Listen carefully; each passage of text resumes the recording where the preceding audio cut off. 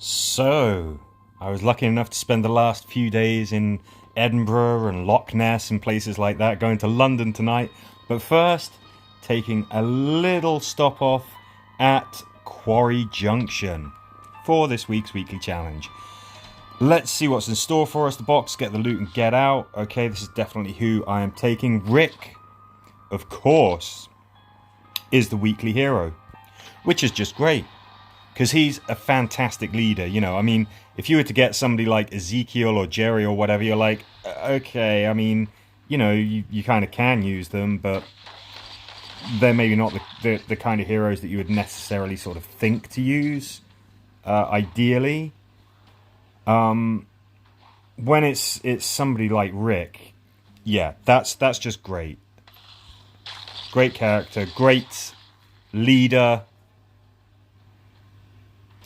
So, this is a fairly smallish map. We've got enemies coming in from all sides. We've got these explosive guys. I'm a fan of shooting them, because you shoot them and they blow up, obviously. The only problem is, of course, that if you happen to shoot them, then they blow up. So it's a bit of a double-edged sword. Taking them out in melee combat can be tough, but the other advantage, when you blow them up, they can attack the walkers nearby you. Of course, the disadvantage is if they get close, they're going to blow you up. So there's pros and cons to blowing those explosive walkers up.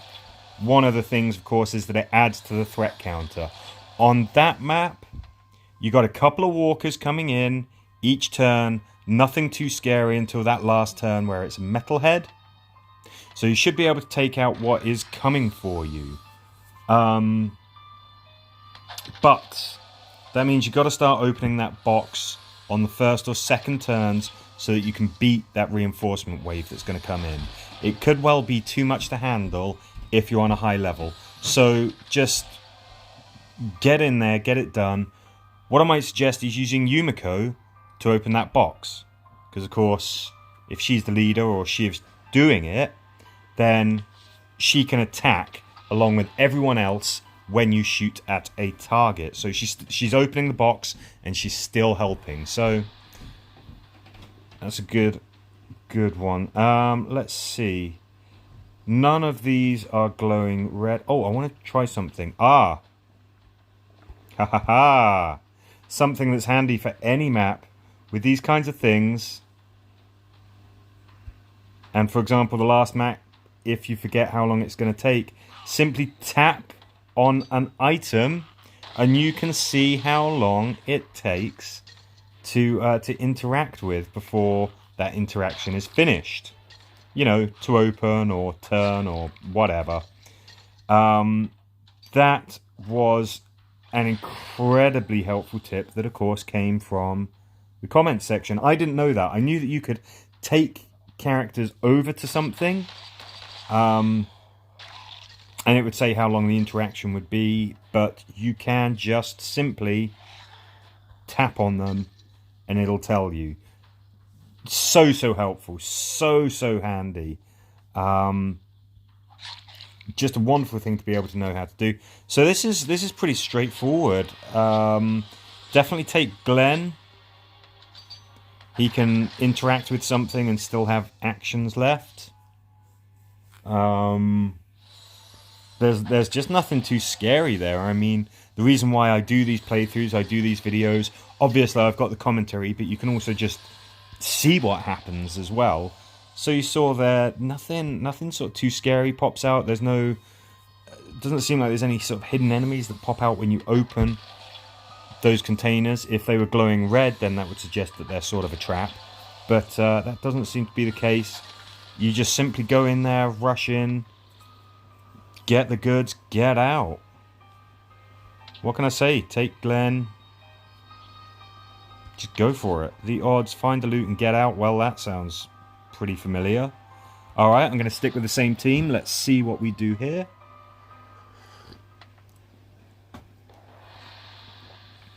Alright, okay, so we got a few things to choose from.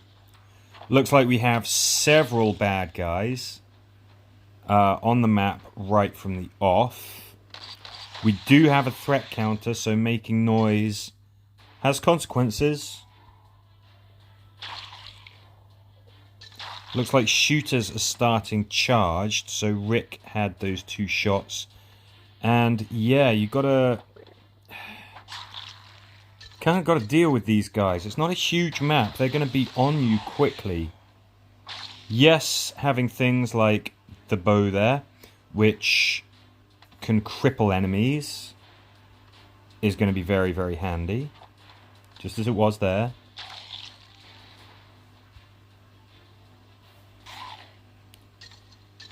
Ooh. You're gonna have enemies sort of like popping up and just being right on top of you. Aha! So we open the last box and bad guys appear. Handy to know that. So be aware of that. Make sure that when you're opening that last box, it's Glenn who's doing it, or everyone else is just in a position ready to take on that spiky that was there.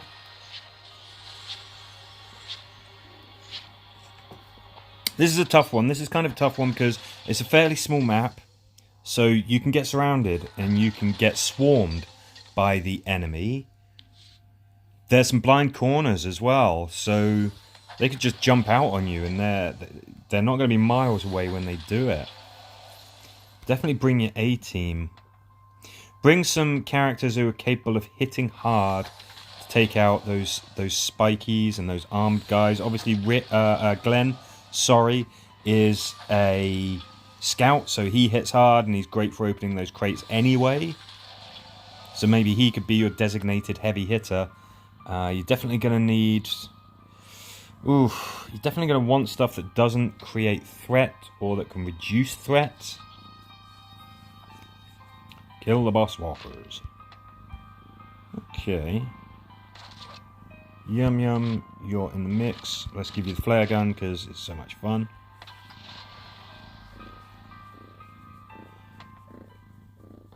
So far this is not...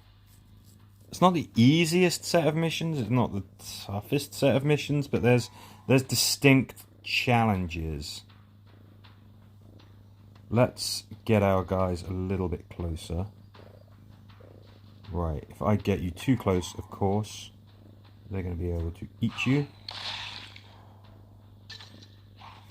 The more kills that you get when you have Rick as leader, the better it is, because his leadership trait is all about giving you extra damage with each kill, as well as a charge point chance with each kill. Gets boosted up to 5 times. There's those other walkers. So the important thing to remember here is the mission objective, which is to kill the tough walkers. You know, you don't have an exit to get to, but you've got to do that quickly, otherwise there's plenty of normal walkers. There's a threat counter. Looks like they've got quite an entourage as well, so I think going ranged is a good idea. You've definitely got the range to be able to take them out that way. But you got to get them down before that threat counter reaches 0. Because on higher levels, they're just gonna swarm you, and then you're dealing with those reinforcements. Kill the 3 targets quickly and get out of there. Quarry Crossroad, get to the exit. Let's swap in Glenn. Let's see what we're doing here.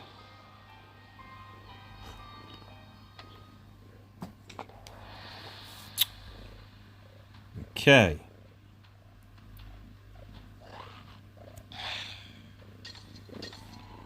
So we start off, we've got an armored guy, we've got an explosive guy, we've got a tank. We've got some tough stuff to deal with. We've got a very rapidly moving threat counter as well. Not crazy about that. Let's see. So really, getting through this quickly is a pretty good idea. Tough if it's on a high difficulty, if you've already skipped a couple of times and everything's taken a couple of attacks to deal with. You might want to bring Yumiko, get some extra shots. I mean, Rick is a great hero for this kind of thing. Maybe a warrior with a chainsaw can take care of those tanks easy if you get them bunched up. But yeah, it's not a long slog to the exit on that mission. But you got to get through some toughies to do it.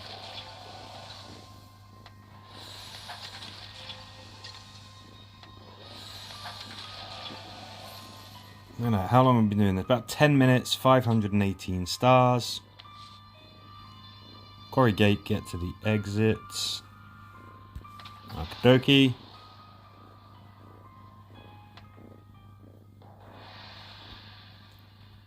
Ah, 2 turns, huh? Okay, let's get some kills here with Glenn. Move Rick and Rosie up here so that you can take out the enemy through the gates. Looks like we've got some enemies popping in anyway,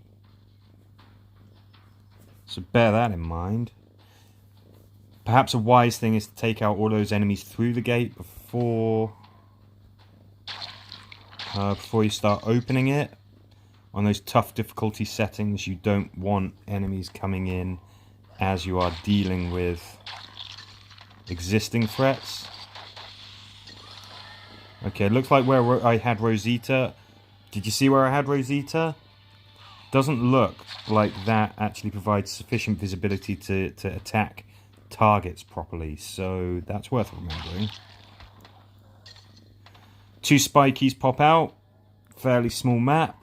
Your chances of getting away from them, not so great, so you better have some characters who can take care of them. I strongly recommend taking those cookies. Should be able to get some charge attacks easily with survivors in the starting position. Build up some charge points, use the cookie even when that spike is a very high level. Should be able to take him out with a cookie boosted charge attack. You've got a heavy hitting character.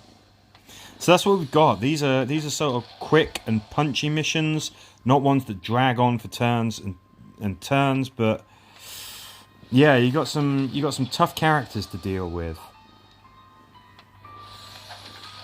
Got some involving objectives as well.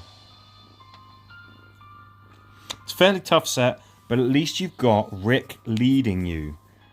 And he is one of the best heroes in the game, so hopefully you can get a good score on this. I'm looking forward to tackling these missions with a character that I absolutely love as the star weekly hero. But anyway, there you go, that's what's in store. See how you do. As ever, thanks for watching.